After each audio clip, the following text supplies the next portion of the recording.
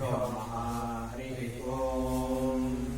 गणानां त्वा गणपतिं भवामहे कविं कवीनामुपमश्रवस्तमम्।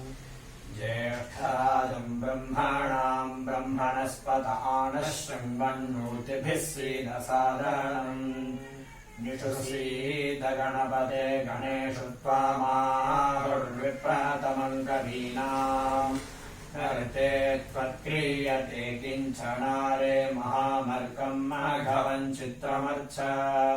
ॐ श्रीमहागणपतये नमः। प्रणो देवी सरस्वती वाजेभिर्वाजिनीवती धीनामविद्यावतु। ॐ श्रीमहासरस्वत्यै नमः। वेदवातस्य वर्तनिमुरोर्विश्वस्य बृहतः वेदाये अध्यासते। ॐ श्रीवेदपुरुषाय नमः। शतधारमुत्समक्षीयमाणम् विपश्चितम् पितरम् वक्त्वानाम्। मेलिम् वदन्तम् पित्रोरुपस्थेतम् रोदसी बिभृतम् सत्यवाचम्। ऋचो अक्षरे परमेभ्यो मन्यस्मिन् एव अधिविश्वे निषेदुः। यस्तन्न वेद यवचाकारिष्यति यत्तद्विदुस्त इमे समासते। ॐ श्रीगुरुभ्यो नमः। हरिः ओम्। स्वादिष्ठयामदिष्ठया पवस्व सोमधारय इन्द्राय पादावे सुतः। रक्षोः विश्वदर्शनिरभयो निमयो हतम्। दृढासधस्थमासादते परिबोधातामो भवमम् हृष्ठो वृत्रहन्तामः। परशिराधो मुखोणाम् अद्भिर्षमहाणाम् देवानाम् भीतिमन्धसा अभिवाजामुतश्रवाः। वामत्साः चरामसि तदिदर्थम् दिवे दिवे इन्दोत्वेन आशसाः। पुनातीते परिसृतम् सोमम् सूर्यस्य दुहिता वारेण शश्वतातनाः। तमीमन्वीः समर्य आगृह्णन्ति योषाणो दश सुसारः पार्ये दिवि। तमीम् हिन्वन्त्यग्रबोधमन्दिवागुरम् धृतिम् त्रिधातो वारणम् मधु। धीममभ्या उत श्रीणन्ति धेनवः शिशुम्। सोममिन्द्राय पातावे अस्येदिन्द्रो मघेष्वा विश्वाः वृत्राणि जिघ्नते। शूरोः मघा च मंहते पवस्वदेव वीरति पवित्रम् सोमरम् ह्याः। इन्द्रामिन्द्रो वृषाधीश आवर्चस्वमहिप्सरो वृषेन्दोद्विम्नवत्कमः। आयोनिन्धर्णसिः सादः अधुक्षतप्रियम् मधुधाराः सुतस्य वेधसाः। अपोवासुष्टसुक्रतोः महान्तम् त्वामहीरण्वापो अर्षन्ति सिन्धावः।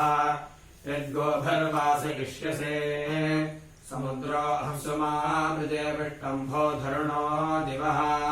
सोमः पवित्रे अस्मयुः अचिक्रददृशा हरिर्महान् मित्रो न दर्शतः। संसूर्येण रोचते गिरस्त इन्दवोजासामनुमृज्यन्ते अपस्युवाः। लाभर्मदाय शुम्भासे तन्तामदाय विश्वाय उलोककृतुमीमहे। तव प्रशस्तयो महीः अस्मभ्यामिन्दरिन्द्रयोर्मध्वः पवस्वधाराय। पर्जन्योः वृष्टिमाम् इव गोषादिन्द्रो नृषाश्च श्वसा वाजसा उत। आत्मा यज्ञस्य पूर्व्यः एष देवो अमर्त्यः पर्णवीरीवधीयति। अभिद्रोणान्यासदम् एष देवो विपाकृतो तिक्पराम् सिधावति। पवामानो अदाभ्यः एष देवो वेपन्युषः पवामानरतायुभिः। हरिर्भाजाय मृजयरे एष विश्वानि वार्याशूरो यन्नीव सत्ताभिः। पवामानस्य शासति एष देवो राचर्यति पवामानो दशस्यति। आविष्कृणोति भग्वणुम् एष विप्रैरभृष्टो दोषो देवो विगाहते दधद्रत्नानि दाशुषे एष दिवम् विधाति तिरोरजांसि धाराय पवामानः कणिक्रदते एष दिवम् व्यासारत्तिरोरजांसि स्फुरतः पवामानस्वद्धरः एष प्रत्नेन जन्मना देवो देवेभ्यः सुतः हरिः पवित्रेः अर्हति एष पुष्यवोरव्रतो ज्ञानो जनयन्विषाः धाराय पवते सुतः सनाः च सोमजेषी च पवामानमहिश्रवाः अथानोपस्य संस्कृति सनाज्योतिः सना स्वाहर्विश्वाः च सोमसौभागा अथानोपस्य संस्कृति सनादक्षामुदक्रतुमपा सोममृधो जहि अथानोपस्य संस्कृति पवीतारः पुनीतः सोममिन्द्राय पातावे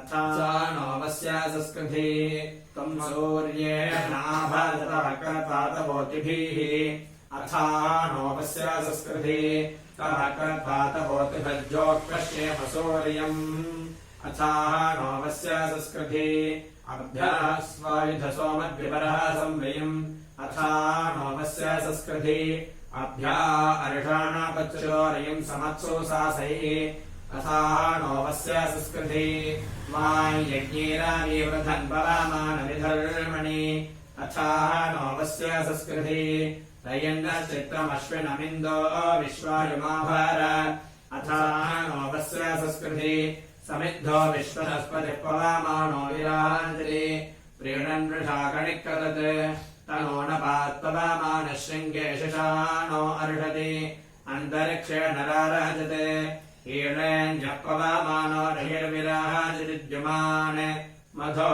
मधोरधाराभिरोजसा बर्हिः प्राचीनमोजसा पवामानस्तृणह्नरीः देवेषु देवैरे उदातैर्जहते बृहद्वारो देवीर्हिरण्यैः पवामानेन सुष्टुताः सुशुल्बे बृहति मही पवामानो भृण्यति न कोषासा न दर्शते उभा देवा न चक्षासा होताः राधीव्याहुवे पवामान इन्द्रो वृषा भारती पवामानस्य सरस्वतीर्णामहि इमन्नोः यज्ञमागामन्तिस्रो देवी स्वपेषसः त्वष्टारमग्रजाम् गोपाम् पूरोया